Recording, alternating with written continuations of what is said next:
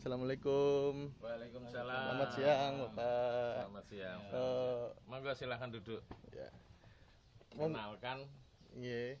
saya Pak Kuswandi dari yang ada di depan saya ini penasehat saya di kelompok tani jahe organik Bapak Haji Sudiarto. Ini lagi melakukan aktivitas apa ya, Pak? Sekarang kami sedang melakukan aktivitas pemotongan bibit yang akan ditanam. Oh, bentar dulu nggih. Saya dengar kan sedang melakukan pembudidayaan jahe. Itu alasan Bapak-bapak melakukan pembudidayaan jahe itu gimana ke depannya dan alasan memilihnya itu apa gitu. Alasannya yang jelas alasan nilai ekonomis. Karena tidak terlepas dari hitung-hitungan ekonomis, jahe ini ternyata proses budidayanya tidak serumit bawang. Sedangkan kami sudah terbiasa bercocok tanam bawang. Ketika kami mempelajari budidaya jahe merah ini yang bisa dikembangkan di pekarangan-pekarangan sempit, di lokasi-lokasi kebun-kebun yang sementara ini tidak diurus. Ini dengan budidaya jahe sistem polybag atau sistem ditanam di kandi, ini ternyata medianya banyak terdapat di sekitar kita. Itu alasannya. Kemudian dari sisi ekonomis, jahe ini kalau dengan proses tradisional seperti kita menanam di tanah pada saat itu, memang hitung-hitungan pendapatannya tidak seberapa. Tapi ketika ini ditanam secara vertikultur, yaitu dengan polybag ke atas, ini perhitungan biaya dan penghasilannya ini bisa dibilang fantastis. Untuk itulah kami setelah belajar pada rekan-rekan yang lebih dulu berkecimpung di jahe vertikultur secara organik, sekarang ini di Larangan sudah ada kelompok tani jahe vertikultur. Untuk rencana ke depan pengolahannya itu untuk mencapai hasil yang maksimal, kayaknya tahapan-tahapan apa aja yang bapak-bapak lakukan biar hasil panennya meningkat, melimpah ruah, itu kualitasnya juga bisa diterima oleh pasar internasional. Secara teknis, memang karena kita punya keinginan jahe ini bisa diekspor, maka sejak awal kami sudah melakukan langkah-langkah yang sangat ketat dalam proses budidaya. Secara organik ini sama sekali kita menggunakan bahan media tanamnya dari kompos, pupuk kandang. Kemudian untuk sistem pemberantasan hamanya kita tidak menggunakan pestisida, tetapi kita menggunakan EM5+.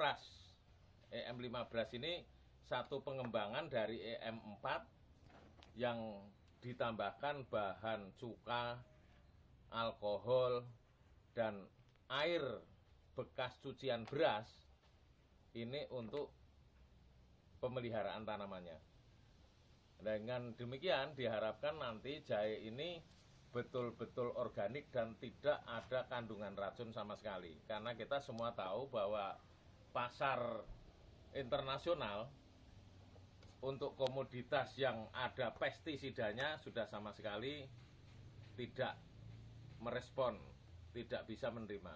Untuk itu kelompok tani jahe organik itu betul-betul untuk bisa membudidayakan jahe secara organik supaya hasilnya bisa langkah ekspor.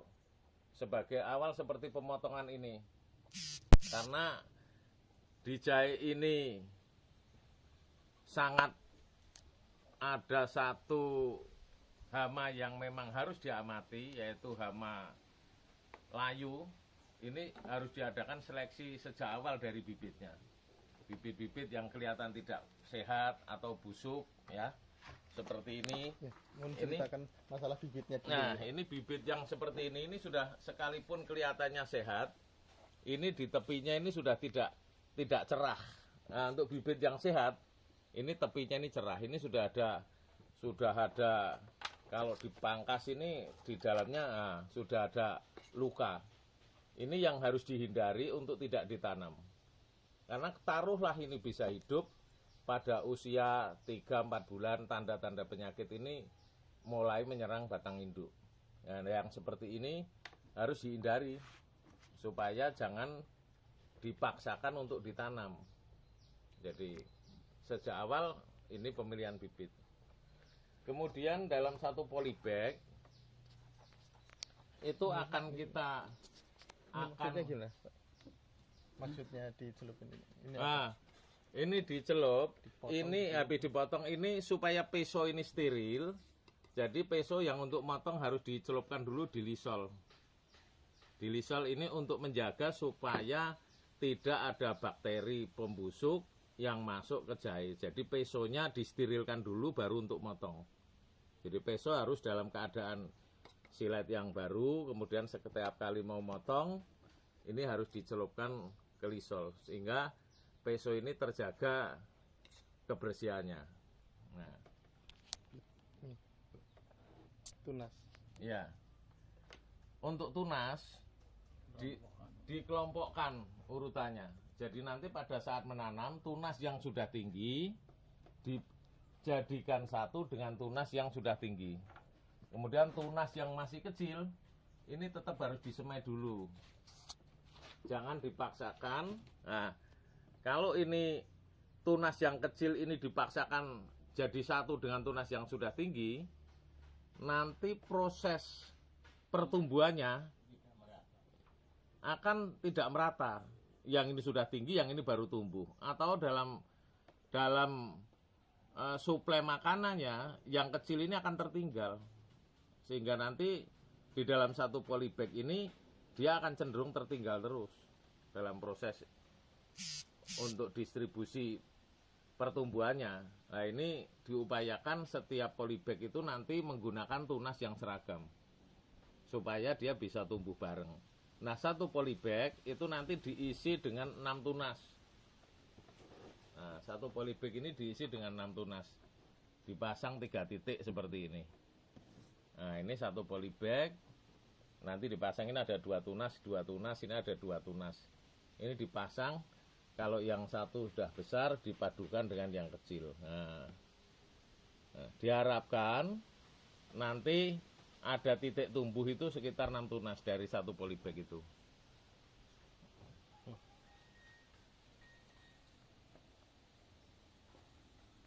Ini masalah bibit ya, Bang ya. Ya. Untuk langkah selanjutnya selain pemilihan bibit, pemilihan lokasi atau pemilihan komposnya, bahan bakunya itu apa yang perlu diperhatikan gitu? Yang perlu diperhatikan, jahe ini karakteristiknya dia tumbuh di bawah tanaman pelindung. Mungkin di hutan-hutan jati atau di pohon-pohon yang pencahayaannya hanya akan masuk sekitar 50%. Jadi diusahakan jahe ini tidak ditanam di daerah yang terbuka tanpa penutup. Dia akan lebih cocok di bawah pohon-pohon yang sudah besar kayak gitu, cuma masih ada cahaya masuk. Kalau terpaksa ditanam di media terbuka, di lokasi terbuka, maka di atasnya harus dipasang jaring sebagai pelindung supaya tidak terkena sinar matahari langsung. Dari pemilihan bahan-bahan Untuk komposnya itu kompos Untuk organik ini kita menggunakan kompos dari kotoran sapi, kerbau, kotoran kambing yang diproses menjadi kompos bokasi. Bisa sedikit ditunjukkan yang mana, Bapak? Apanya kompos? Kompos-komposnya, bahan-bahannya yang Nah. digunakan oleh Bapak. Yang digunakan ini. Ini kompos kotoran dari kotoran sapi yang sudah berusia sekitar 4 sampai 5 tahun sehingga sudah menjadi tanah. Nah, yang seperti ini ciri-cirinya dia gampang pecah gitu. Sudah tidak ada bau. Ini dalam proses tanaman ini sudah langsung bisa diserap. Ini untuk media tanam. Media tanam. Iya. Selainnya yang ini, Selainnya itu adalah ini kompos dari hijauan. Ini kompos hijauan yang akan kita proses secara bokasi. Kompos hijauan ini campuran dari daun, kemudian bisa limbah gergajian, kemudian nanti ditambahkan dengan bekatul. Ini limbah gergajian, ini bekatul, ini hijauan. Diproses nanti jadikan satu, dibersihkan, tidak boleh ada plastik. Ini harus dibuang semua. Nanti ditambah dengan EM4. Diproses dengan OM4. Nah, kalau ini kompos hijauan yang sudah jadi.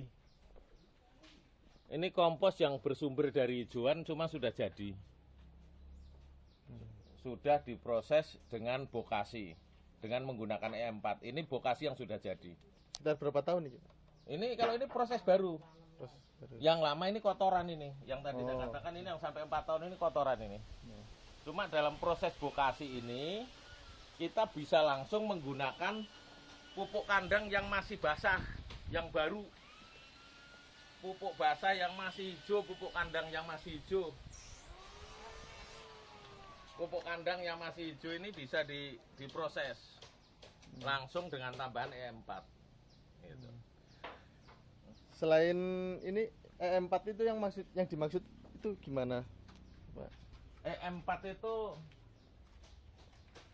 berupa mikroorganisme. Ini sudah tersedia di toko-toko. Sudah tersedia di toko-toko.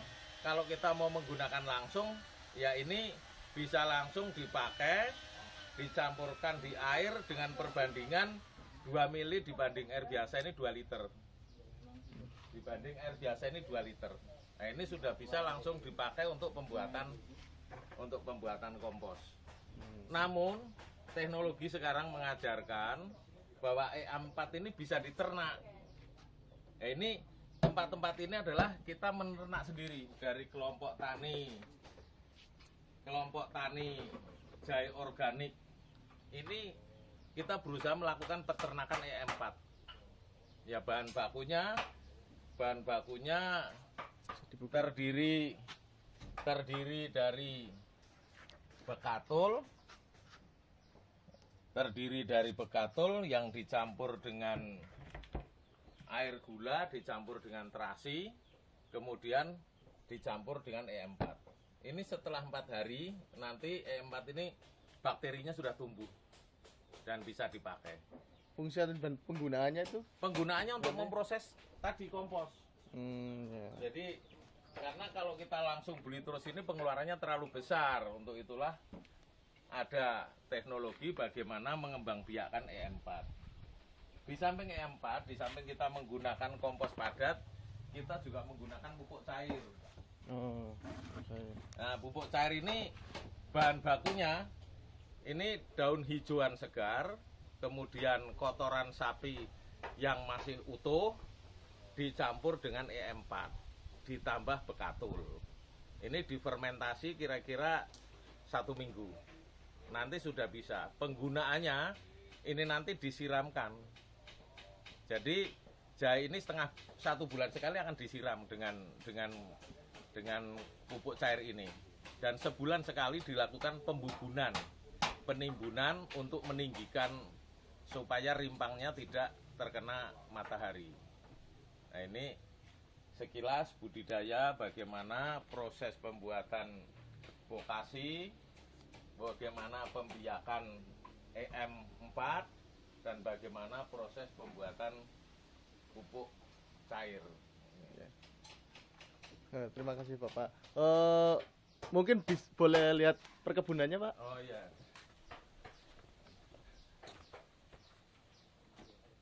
Wah, maaf ini tempatnya.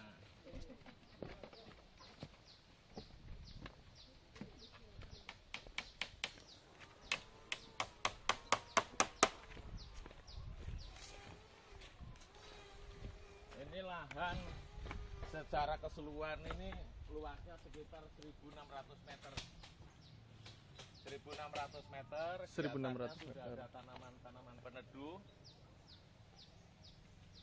Ini akan kita isi 6.000 karung. Sementara yang sudah ditanam di lokasi di sini, ini usianya baru 10 hari. Tunasnya baru mulai keluar. Ini 10 hari rimpang baru mulai keluar. Nah, 10 hari rimpang baru mulai keluar ya, nih. ini sudah rimpang kira-kira tinggi 10 cm. Ini 10 hari. Ini posisi pertama tanah ini duruk 15 cm. Kemudian rimpang ditaruh, diletakkan, duruk dengan ketebalan 5 cm. Jadi awalnya jahe ini harus tertutup supaya kelembaban media ini terjaga untuk mempercepat pertumbuhan akar. Jadi tidak kita biarkan jahenya ini tidak terkena sinar matahari. Jahe harus tertutup, harus ditimbun. Nah, ini sementara baru sekitar 1.100. Drainasenya menggunakan apa Pak? Ya, drainasenya kita menggunakan jet pump. Bikin sumur? Air sumur ya, Sumur. kita bikin sumur karena kita mengambil, sudah kita niati untuk mengambil tanaman di musim kemarau. Kita mulai tanam akhir musim hujan dan diharapkan kalau ini tanaman bulan sekitar bulan 5 kita mulai, itu nanti sampai ke bulan Februari sudah mulai bisa dipanen. Sekitar 9 bulan sampai 1 tahun ini jahe sudah siap dipanen. Supaya nilai ekonomisnya ini, rutinitasnya itu ada, maka jahe ini akan kita tanam berjenjang. Setiap bulan kita tanam 1.300 sampai masa tanam 9 bulan.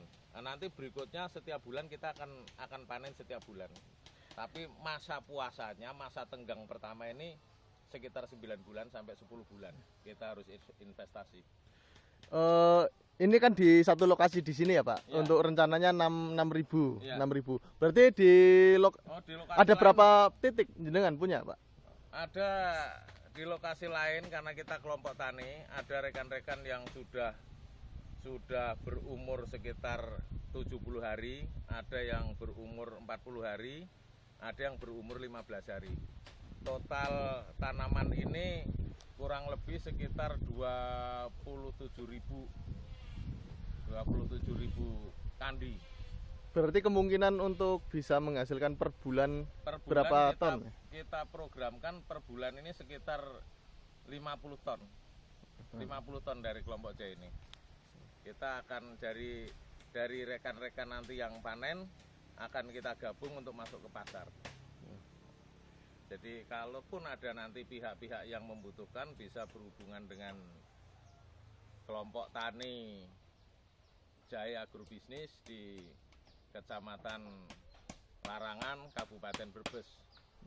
Untuk uji kualitasnya kami siap diuji apakah jahe yang kita hasilkan ini mengandung pestisida atau memang ini 100% organik.